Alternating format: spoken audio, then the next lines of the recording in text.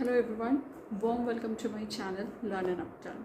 आज की इस वीडियो में हम बात करेंगे बीएड और डीएलएड के बारे में। मैंने बीएड के बारे में अपने चैनल पे बहुत सारे वीडियोस लाइक बीएड क्या होता है, टीचिंग प्रैक्टिस, सब्जेक्ट कॉम्बिनेशन से आई थिंक हर एक टॉपिक से लेकर बहुत सारी डिटेल वीडियोस बनाई हैं अपने चैनल पे। बट आज की इस वीडियो में मैं आपको बताऊंगी कि किन लोगों को बीएड करना चाहिए और किन लोगों को डीएलएड कोर्स में खुद को एनरोल कराना चाहिए। तो बेसिकली डिफरेंस वाला वीडियो होगा और एक पॉइंट ऑफ व्यू होगा कि किसे क्या करना चाहिए as per my opinion. Okay, तो विदाउट एनी फर्दर डिले इस वीडियो को शुरू करते हैं।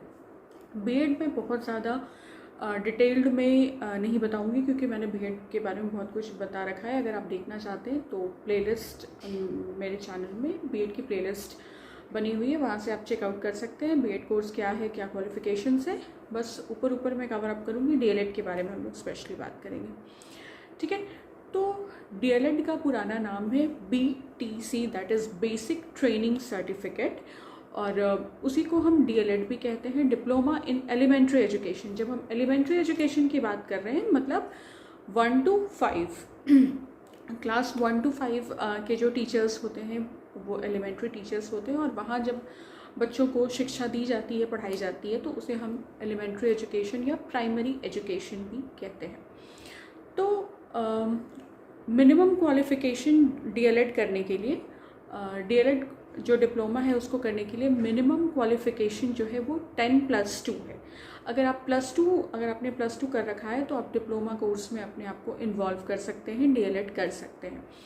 कई स्टेट्स में डीएलएड की जो मिनिमम क्वालिफिकेशंस है लाइक यूपी में वो ग्रेजुएशन है। अगर आप ग्रेजुएट हैं तो आप डीएलएड कर सकते हैं, बट बहुत जगह पर 12th के बाद भी डीएलएड होता है। तो डिपेंड्स करता है कि आप किस स्टेट में रह रहे हैं, वहाँ की क्या रूल्स एंड रेगुलेशंस है उस अकॉर्डिंग, ठीक है। तो 12th के बाद आपने डीएलएड किया, उसके बाद अगर आप तुरंत as a career, as a job join करना चाहते हैं तो आप क्लास 1 to 5 के स्टूडेंट्स को पढ़ा सकते हैं। और अगर आपने उसके बाद ग्रेजुएशन कर लिया, सपोज दैट आपने 12th के बाद डीएलएड कर लिया, उसके बाद आपने तुरंत जॉब ज्वाइन करके क्लास 1 to 5 के बच्चों को आप पढ़ा रहे हैं, एलिमेंट्री एजुकेशन दे रहे हैं, देन उसके बाद आपने in the mean while graduation भी कर लिया, तो आप 6 to 8 तक के बच्चों को भी पढ़ा पाएंगे। एलिमेंट्री एजुकेशन आपका 1 to 5 तक ही होता है, बट सिंस आपने ग्रेजुएशन भी कर लिया है तो आप 6 to 8 तक के बच्चों को भी पढ़ा सकते हैं अगर स्कूल आपको ये अपॉर्चुनिटी देती है तो। Same goes with government schools also. Paper 1 और पेपर 2 की एग्जामिनेशन होती है गवर्नमेंट स्कूल्स में एलिमेंट्री टीचर बनने के लिए, प्राइमरी टीचर बनने के लिए, ठीक है। प्राइवेट स्कूल्स का मैंने आपको बताया।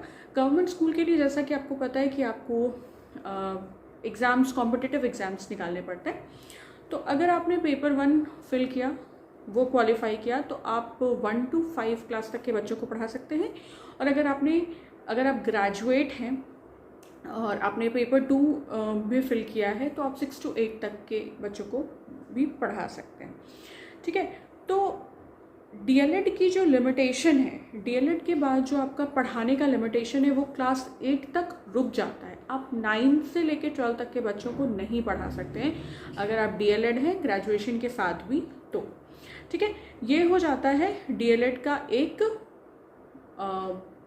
रिस्ट्रिक्शन कह सकती हूँ मैं, कि आप 9, 10, 11, 12 को नहीं पढ़ा सकते हैं। तो अगर आपका फोकस सिर्फ प्राइमरी सेक्शन पे ही है, बिकॉज देखिए और डीएलएड के जो स्टूडेंट्स होते हैं, मतलब जो ट्रेनीज होते हैं, उनके लिए वैकेंसीज भी बहुत होती हैं, क्योंकि प्राइमरी क्लासेस जो होते हैं 1 to 5 and 6 to 8 तक को लेके, उसमें टीचर्स की वैकेंसीज भी बहुत ज़्यादा होती हैं, गवर्नमेंट स्कूल्स में भी और प्राइवेट स्कूल्स में भी। बिकॉज इस 1 to 5 तक बेसिकली आप एक फाउंडेशन बिल्ड करते हैं अपने स्टूडेंट्स के लिए।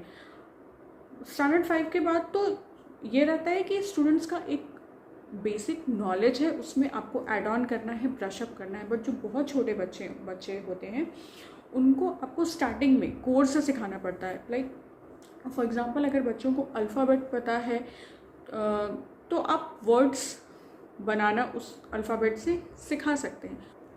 बट अगर उन्हें लेटर की ही नॉलेज नहीं है तो आपको उनके कोर बिल्डिंग पे काम करना है, स्टार्टिंग से उन्हें सारी चीज़ें सिखानी होती है। तो जो लोग डीएलएड करते हैं उन्हें छोटे बच्चों को कैसे हैंडल करना है, क्या टीचिंग टेक्निक्स, क्या एड्स, क्या स्ट्रैटेजीज़ होनी चाहिए, कैसे छोटे बच्चों के साइकोलॉजी को समझना है, कैसे पढ़ाना है, ये सारी चीज़ें आपको ट्रेन की जाती है डीएलएड के कोर्स में। क्योंकि समहाउ जिन्हें थोड़ी बहुत नॉलेज है, लाइक जो सेकेंडरी स्कूल या हाई स्कूल के बच्चे हैं, उन्हें पढ़ाना थोड़ा इजी है बिकॉज़ वो थोड़े मैच्योर्ड होते हैं, समझदार होते हैं, उन्हें बेसिक चीज़ें पता होती हैं, तो उन्हें बस ब्रश अप करना होता है और नई चीज़ों को सिंपल तरीके से समझाना होता है। बट छोटे बच्चों के साथ वर्क करने में थोड़ा एफर्ट लगता है। तो डीएलएड में आपको इस चीज़ के लिए ट्रेन किया जाता है कि कैसे आप उन्हें इन्वॉल्व करा सकते हैं। डीएलएड में एज सच कोई सब्जेक्ट स्पेसिफिकेशन नहीं होती है बिकॉज बहुत एलिमेंट्री और बेसिक चीज़ें सिखानी होती है। तो बीएड की तरह एज सच कोई सब्जेक्ट कॉम्बिनेशन नहीं होता है वहाँ पर। आप कोई भी जो सब्जेक्ट, स्कूल सब्जेक्ट्स वगैरह जो होते हैं बच्चों को, वो आप पढ़ा सकते हैं। जो बेसिक सब्जेक्ट्स होते हैं उसके लिए आपकी कोई स्पेसिफिकेशन नहीं होनी चाहिए कि आप आर्ट स्ट्रीम के हैं तभी आपको कोई पार्टिकुलर सब्जेक्ट मिलेगा, या साइंस के हैं तो आपको मिलेगा। आप किसी भी सब्जेक्ट को वहाँ पे अपने स्टूडेंट्स को पढ़ा सकते हैं as per your school rules and your knowledge and teaching skills. ठीक है, अब हम थोड़ा सा बात करेंगे बीएड के बारे में। बीएड के लिए मिनिमम क्वालिफ़िकेशन ग्रेजुएशन है, और बीएड करने के बाद आप क्लास 1 to 10th के बच्चों को तो डेफिनेटली पढ़ा ही सकते हैं, लाइक ग्रेजुएशन एंड बीएड करने के बाद, बिकॉज मिनिमम क्वालिफ़िकेशन ग्रेजुएशन है तो आपको ग्रेजुएशन करना होगा। बट अगर आपने साथ ही साथ पीजी किया है तो आप स्टैंडर्ड 1 से लेकर 12 तक के बच्चों को बहुत आराम से पढ़ा सकते हैं। और बीएड का जो कोर्स है वो 2 साल का है, डीएलएड का भी जो कोर्स है वो अभी 2 साल का है। तो बीएड में ये रेस्ट्रिक्शन नहीं होती है कि कोई क्लास लिमिट है। अगर आप ग्रेजुएट हैं तो आप स्टैंडर्ड 1 to 10 तक पढ़ा सकते हैं। बट आपने अगर साथ में पीजी भी कर रखा है, आप बीएड भी हैं, तो आप 11th-12th क्लासेस को पढ़ा सकते हैं। बट डीएलएड के साथ ये रेस्ट्रिक्शन होती है कि आप स्टैंडर्ड 8 के ऊपर नहीं पढ़ा सकते हैं। सेम चीज़ बीएड में भी है, आप कॉम्पिटिटिव एग्जामिनेशंस निकाल कर गवर्नमेंट स्कूल्स में भी अप्लाई कर सकते हैं, गवर्नमेंट स्कूल्स में भी पढ़ा सकते हैं। जो कॉम्पिटिटिव एग्जामिनेशंस आती हैं, टेट, सीटेट, स्टेट लेवल पे जो टेट की एग्जामिनेशन होती है, या सुपर टेट जो होता है, वो क्वालिफाई करके आप गवर्नमेंट स्कूल टीचर भी बन सकते हैं। डीएलएड का भी मैंने आपको सेम चीज़ बताया कि कैसे पेपर 1 और 2 के बाद आप 1 to 5 और 6 to 8 को पढ़ा सकते हैं। तो अगर मैं किसी एक पार्टिकुलर कोर्स को नहीं बोलूँगी कि ये बेस्ट है या ये बेस्ट नहीं है। It all depends on situation and your choice. अगर आप सिर्फ प्राइमरी लेवल के बच्चों को ही पढ़ाना चाहते हैं, या बहुत लोग ऐसे होते हैं जो हायर सेक्शन को नहीं पढ़ाना चाहते हैं, वो उनका छोटे बच्चों के साथ, छोटे स्टूडेंट्स के साथ ज़्यादा कंफर्ट लेवल होता है, उन्हें हायर क्लासेस पढ़ाना ही नहीं होता है। तो सिंपल है, शॉर्टेड है, आपने 12th किया, डीएलएड किया, आप 1 to 5 तक को आराम से पढ़ा सकते हैं। अगर आपने थोड़ा सा अपग्रेड करने की कोशिश करी, ग्रेजुएशन किया, तो आप 6 to 8 तक को भी पढ़ा सकते हैं। तो अगर आपकी चॉइस बस 1 to 5 या 6 to 8 तक ही है तो आप 12th के बाद डीएलएड ग्रेजुएशन के साथ कम्प्लीटली ओके हैं। बट अगर आप अपने होराइजन्स को बढ़ाना चाहते हैं, स्कोप को बढ़ाना चाहते हैं, सीनियर क्लासेस को भी पढ़ाना चाहते हैं, तो आपको डीएलएड नहीं करके ग्रेजुएशन के बाद सीधा बीएड करना चाहिए। एंड देन अगर आप 11th-12th को भी पढ़ाना चाहते हैं तो आपको मास्टर्स भी कर लेना चाहिए, देन आपको 11th-12th के भी क्लासेस मिलेंगी।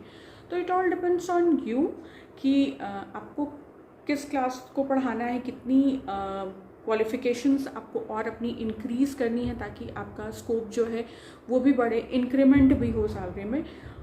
वैकेंसीज़ की बात करें तो प्राइवेट स्कूल्स में एम्पल ऑफ वैकेंसीज़, सीट्स होते हैं, स्कोप होते हैं ज्वाइन करने के लिए। बट प्राइमरी सेक्शन जो बेसिकली होता है वहाँ पर वैकेंसीज़ ज़्यादा होती हैं, गवर्नमेंट स्कूल्स में भी एंड प्राइवेट स्कूल्स में भी। नो डाउट प्राइवेट स्कूल में हायर सेक्शन में भी वैकेंसीज़ होती हैं, तो एज सच उसकी कोई इशू नहीं होती है। बीएड में अभी जो क्राइटेरिया है वो एंट्रेंस का क्राइटेरिया है, लाइक एंट्रेंस एग्जामिनेशन होती है। बहुत जगह पर एंट्रेंस एग्जामिनेशन नहीं है, मेरिट बेसिस पे भी लिया जाता है स्टूडेंट्स को, लाइक आपका प्रीवियस एग्जामिनेशंस का मार्क्स देखकर पॉइंटर बनाया जाता है, उसके बेसिस पे आपकी सिलेक्शन की जाती है। बट डीएलएड जो है उसमें एंट्रेंस नहीं होता, वो मेरिट बेसिस पे आपको लिया जाता है डीएलएड में, ठीक है। मेरिट बेसिस, लाइक अगर आप 12th के बाद डीएलएड कर रहे हैं तो आपकी 10th और 12th की जो मार्क्स है उसके बेसिस पे पॉइंटर्स बनेंगे, देन आपकी सिलेक्शन होती है डीएलएड में। और अगर आप ग्रेजुएशन करके डीएलएड कर रहे हैं, अगर आप किसी ऐसे स्टेट में रहते हैं जहाँ पे ग्रेजुएशन कंपलसरी है डीएलएड के लिए, तो उस बेसिस पे, मेरिट बेसिस पे है डीएलएड एंड एंट्रेंस बेसिस पे है बीएड। तो इस चीज़ का आप ध्यान रखें। ये कुछ बेसिक इन्फॉर्मेशन है बीएड और डीएलएड के बीच में जो मैंने क्लियर करने की कोशिश करी regarding government and private schools. I hope you find my today's video helpful. If it is so, then kindly subscribe to my channel Learn and Upturn. Also, you can like and comment on my videos, and you can share this video easily with your friends, family and BEd learners. अगर आपकी कुछ भी questions, doubts या queries है, आप मुझसे comment section में पूछ सकते हैं, मैं definitely reply करूँगी। और अगर आपको किसी selective topic पे video चाहिए तो वो भी बता सकते हैं। Thank you so much for stopping by and watching this video. Take care and bye-bye.